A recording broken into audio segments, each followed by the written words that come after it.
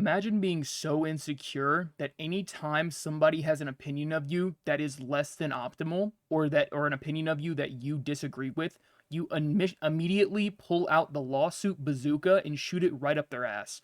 That's exactly what Nikko D Ambrosio did when he decided to sue a group of women that had a group on Facebook where they would discuss their encounters with Nikko D Ambrosio and how they were suboptimal. They used words such as clingy and stated that he was a ghoster after a woman allowed him to sleep with her, and then he apparently never contacted her again, which, if that's the case, that's not even an opinion, that's just a fact. And clingy, from what I can tell, also seems like a fact after reading some of these texts. So let's go ahead and take a look. The social media page describes itself as a community of red flag awareness groups across the country where women empower each other and keep each other safe from toxic men, the lawsuit claims. The page has subgroups across the country that allows users to attack the character of men they've met online. Thousands of men have been potentially defamed by members of the group via these online publications and remain entirely unaware of the attacks on their character as a result of the social media group's private status and heavily moderated members list, the suit says. In his complaint, D. Ambrosio said the defendants made false and defamatory statements about their experiences dating him. He alleges the posts led to personal humiliation, mental anguish and suffering, emotional distress, stress, anxiety, and lost earnings. Now, that last part, lost earnings, how in tarnation are you losing earnings from a couple of women having a bad opinion about you online? If you are losing earnings from that, then whatever your line of work is probably not stable at all. Of course, it's a bunch of baloney, a bunch of spoiled baloney. He is just trying to scare these women with the legal system. He just wants them to stop spewing this stuff, that their opinions on him that are generally negative.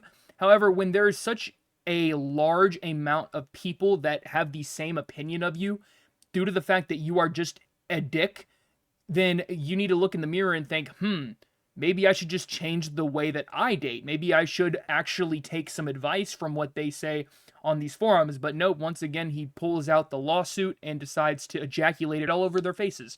So that's clearly what he's trying to do here. Just scare them and take advantage of the legal system in a way that it's not supposed to be used. Let's take a look at some of these texts. We met organically in Chicago 2.5 months ago, very clingy, very flashed, flaunted money very awkwardly, and kept talking about how I don't want to see his bad side, especially when he was on business calls. He came to see me yesterday, and I explained how I didn't really want to stay the night. I just wanted to spend the day together, and this was his response. After I blocked his number, he texted me on another one, which is the other text screenshot. If this is defamation, then I have 1 million subscribers. I mean, I don't see a single word in here that could be even misconstrued as defamatory, especially considering it's in a Facebook group, a private Facebook group. It's not like they're taking to Twitter like warriors stating that this guy has a micro penis and that once you meet him in person, he's actually a little 2'5" goblin that needs to climb up your back just to reach some food in the fridge. Like, they're not going absolutely wild with them. This is just opinions. They're in no way are they actually defamatory. I matched with him a month or so ago, but convo never went anywhere. I went out with him a few times just over a year ago. He told me what I wanted to hear until I slept with him, and then he ghosted. I'd steer clear. He's been posted here before. The poster said he sent her a slew of texts calling her names because she didn't want to spend the night with him.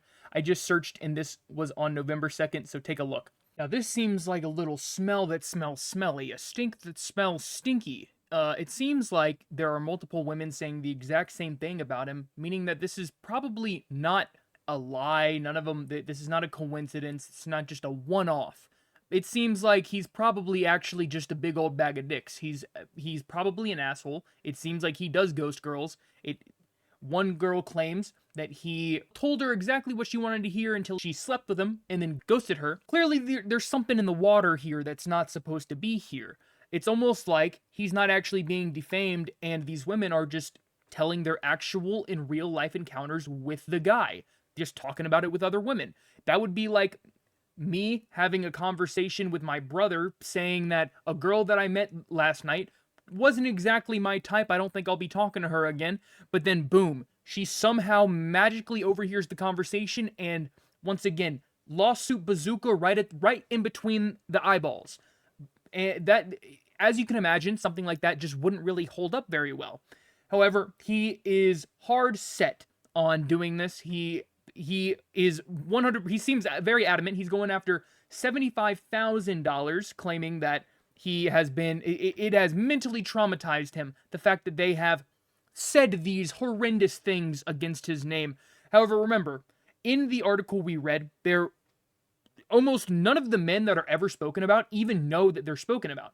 So it once again makes me raise an eyebrow, and I'm wondering how exactly did he even figure out that these messages existed at all? It makes me feel like one of them was an op. One of the women that he was talking to was like, hey, by the way, yep, you're getting absolutely shit on in this group that I'm in. You want to see some of the messages? And he was like, oh my God, holy shit, and just started dialing his lawyer immediately and breaking his screen with each tap. He's just so furious the fact that these women could possibly say such slanderous comments about him, even though they're not even slander. It's just the truth from what it seems. Once again, if so many people are saying the exact same thing about you and calling you a bad person and saying that you're a bad partner to be with, then it's not a lie. It's most likely the truth, and people should steer clear from looking at you as a potential partner or a potential romantic interest. It's just that simple. And you can't claim that that's defamatory because it's the truth.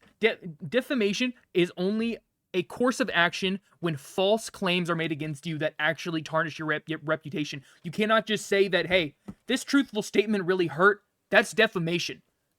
I'm taking you to court right now. You got to pay me X amount of money because what you said hurt my feelings. That's not how defamation works.